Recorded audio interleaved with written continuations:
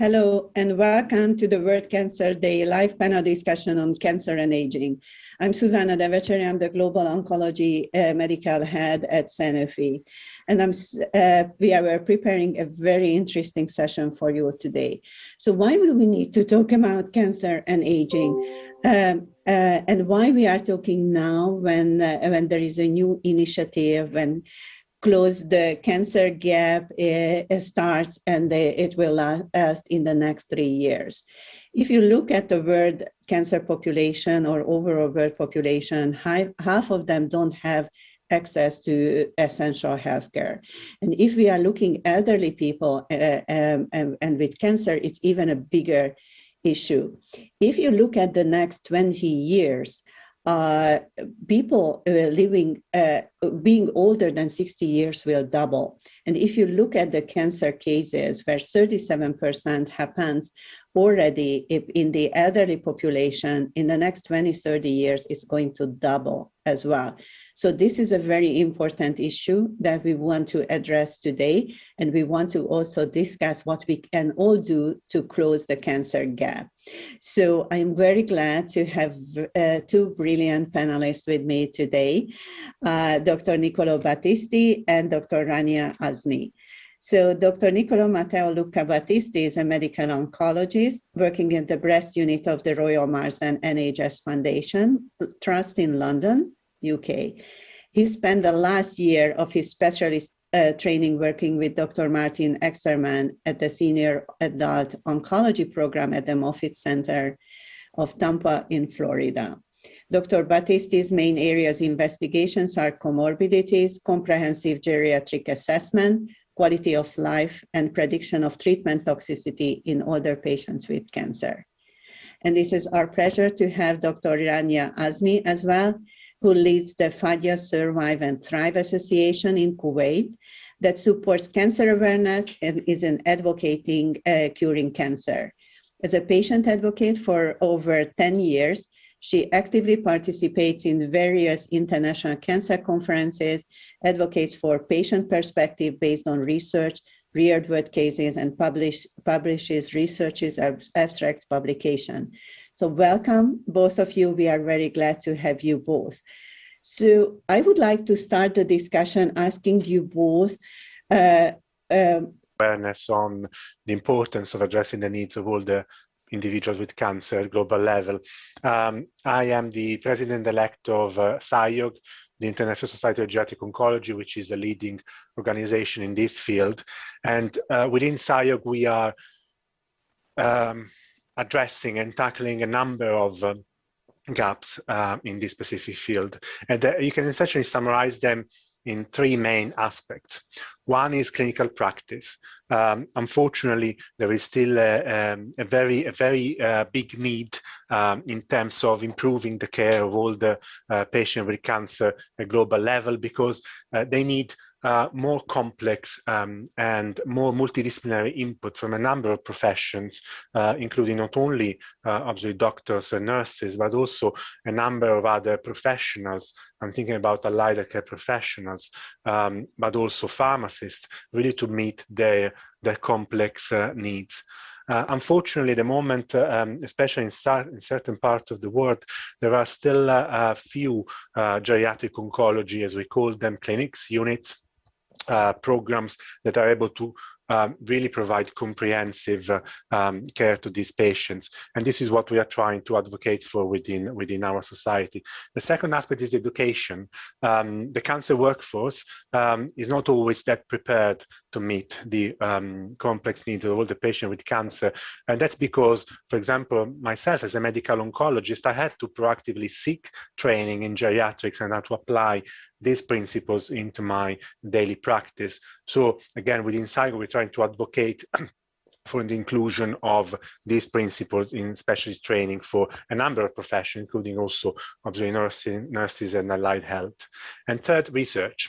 Unfortunately, older people with cancer, they tend to be excluded more frequently from innovation, from clinical trials, and that's because clinical trials in oncology are very complex.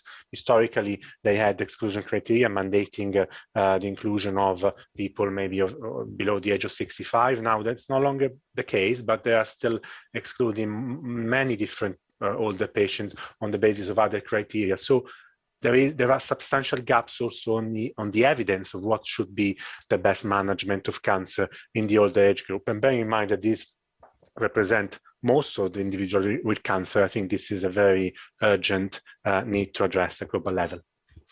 Thank you, Nicola. You mentioned the clinical practice, training and research. How does it look like from the patient perspective, Rania? Well, this is a great question. Thank you, first of all, for having me. It's what Dr. Nicolai and you mentioned are musical to my ears as a patient advocate. And the time couldn't be more relevant at Fadia Survive and Thrive to focus more on elderly patients with cancer, because thanks to the UICC, through a grant by the Patient Group Mentoring Program, we were able to dedicate some resources and dedicated time and efforts to have an initiative, basically.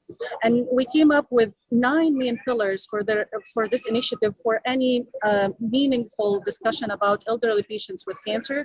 In our mind, like patients focused, there cannot be this closing the care gap without paying attention to each of these pillars. So very quickly, I'd like to shed the light on them. It starts with accurate diagnosis with elderly patients, especially with cancer, is a huge issue. It takes tremendous time and multiple specialists to get it right. And also the issue of functional age as opposed to chronological age, it makes all the difference. And it's not just the number 60 or 70 or 80 that defines who's at risk from cancer patients when they are aging. It's the organs function. And the third pillar is about their vulnerabilities to treatments related to the immune system and the added risk of vulnerability from the aging process. Longer term adverse outcomes, it's a higher risk also in this specific group of patients. Comorbidities is very real and are very real, and they are mostly overlooked in I would say clinical trials, but this is changing over the last, I would say, 5 years. Complexity of the needs of the patients from psychological, financial, social, you name it. Even we discussed offline the nutrition part earlier and de-stressing. The last 3 pillars basically about how the aging group from cancer patients have different cognitive changes and pain. The pain is different in elderly patients compared to other groups, and the narrow margin between efficacy and toxicity of any anti-cancer agent. And lastly, to put everything in order, because to identify a problem or a gap, we need to understand what is the problem and what we currently know.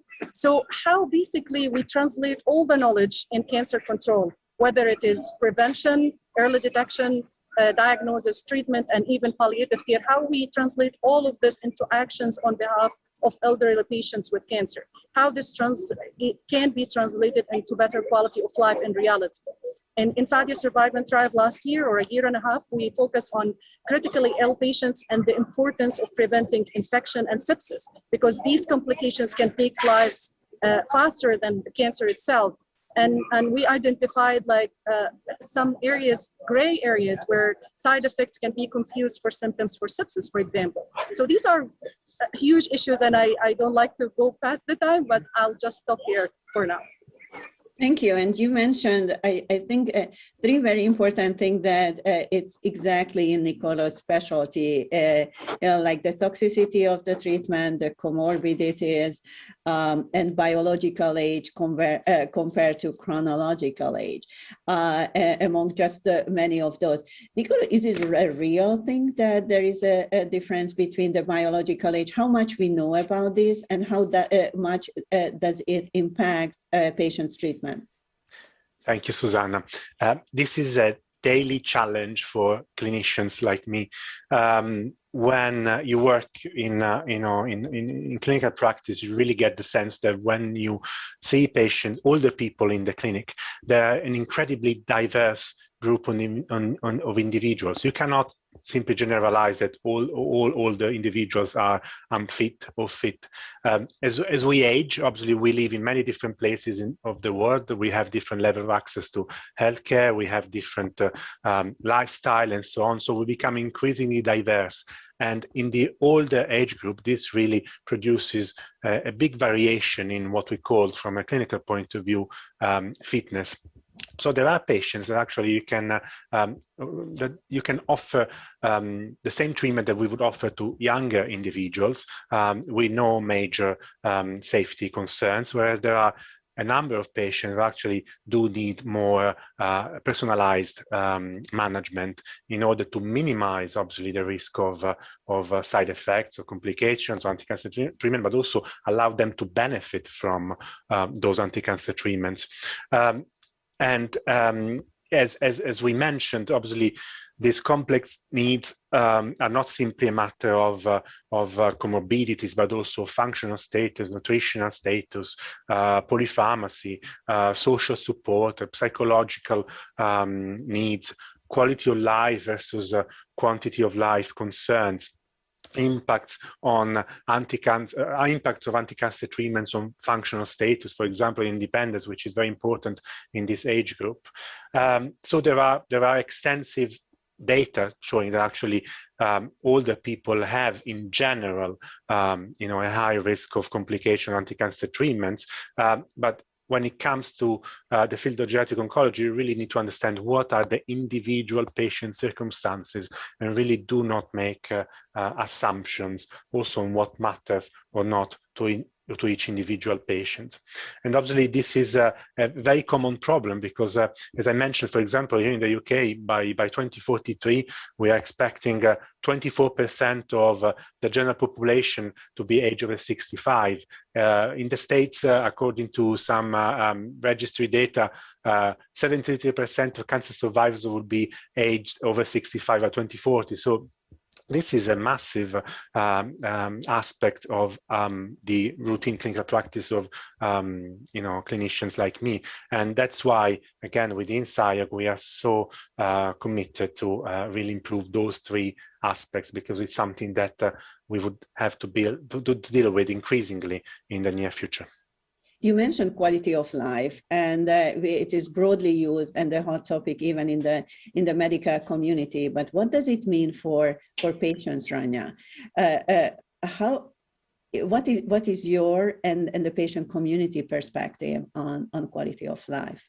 Well, quality of life is a big thing, and what we look for is quality of life in action, in reality, and that involves higher energy level, not only because the patient is cancer-free, progression-free survival or overall survival. It's because they eat well, they de-stress, they have a sort of any sort of exercising and other aspects of the quality of life. So what quality of life means that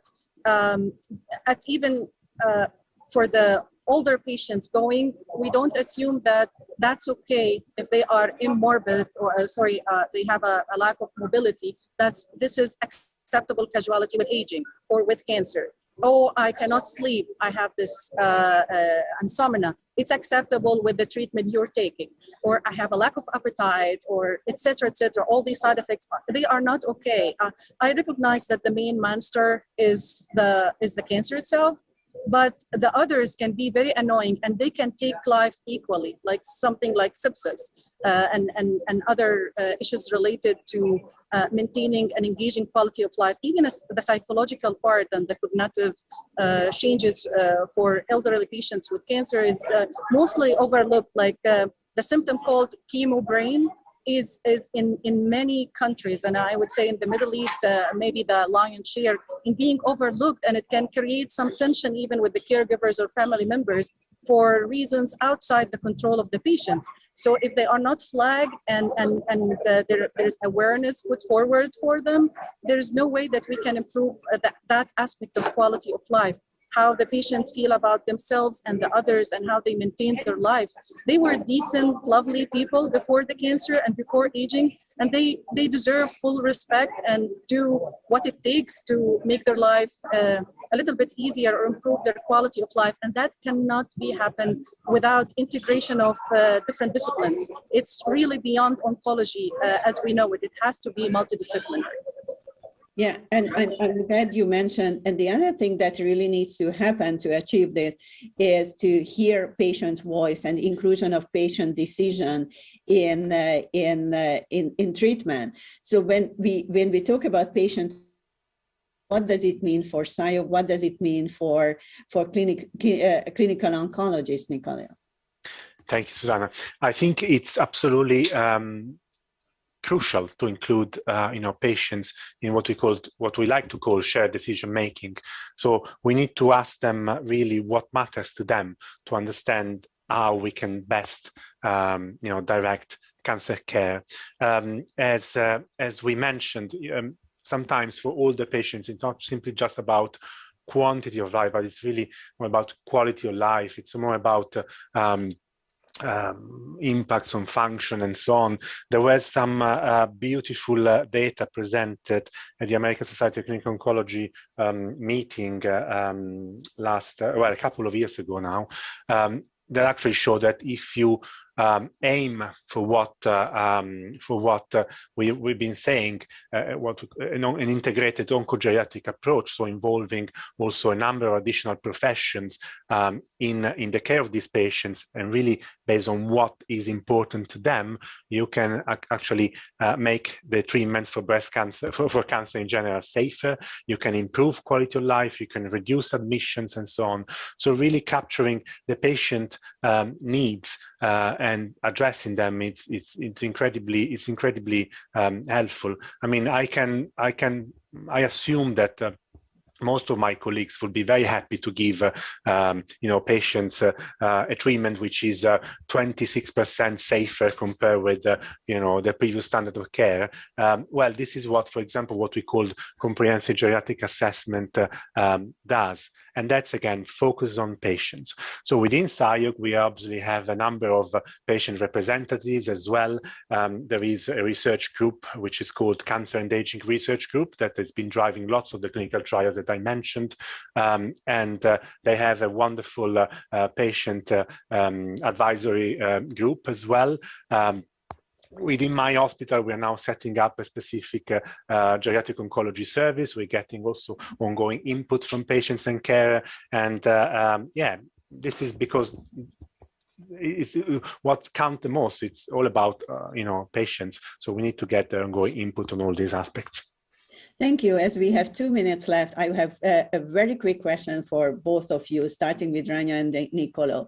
And this is the Close the Care Gap. It's a 3 years program. What would be one key outcome or achievement that you would expect we achieve by 2024? Rania? That's a huge question, but I would say 2 gaps need to be closed: communication and education gap. Both ways, patients, oncologists. We really need to know more. We need to communicate more effectively. Great.